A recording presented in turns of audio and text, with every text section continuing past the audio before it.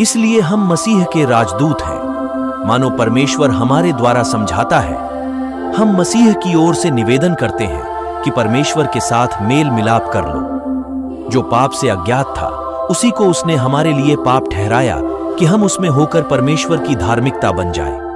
आपस के प्रेम को छोड़ और किसी बात में किसी के कर्जदार न हो, क्योंकि जो दूसरे से प्रेम रखता है उसी ने व्यवस्था पूरी की है।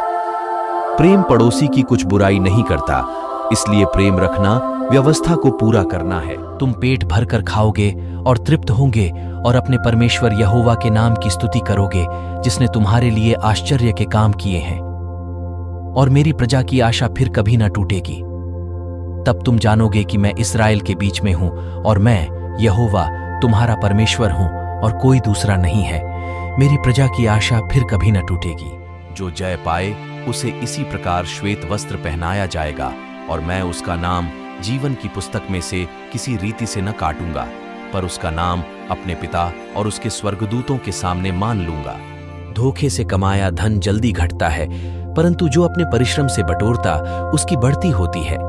जब आशा पूरी होने में विलंब होता है तो मन निराश होता है, परंतु जब लालसा पूरी होती है तब जीवन का वृक्ष लगता है। इसलिए हे प्रियो, जबकि तुम इन बातों की आस देखते हो तो यत्न करो कि तुम शांति से उसके सामने निष्कलंक और निर्दोष ठहरो, और हमारे प्रभु के धीरज को उद्धार समझो, जैसा हमारे प्रिय भाई पौलुस ने भी उस ज्ञान के अनुसार जो उसे मिला तुम्हें लिखा है।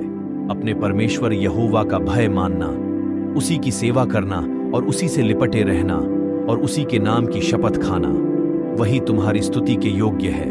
और वही तुम्हारा परमेश्वर है जिसने तेरे साथ वे बड़े महत्व के और भयानक काम किए हैं जिन्हें तूने अपनी आंखों से देखा है। परंतु वह हमारे ही अपराधों के कारण घायल किया गया, वह हमारे अधर्म के कामों के कारण कुचला गया। हमारी ही शांति के लिए उस पर ताड़ना पड़ी कि उसके कोड़े खाने से हम लोग चंगे हो जाएं। हम तो सबके सब भेड़ों के समान भटक गए थे, हम में से हर एक ने अपना अपना मार्ग लिया, और यहोवा ने हम सभी के अधर्म का बोझ उसी पर लाद दिया।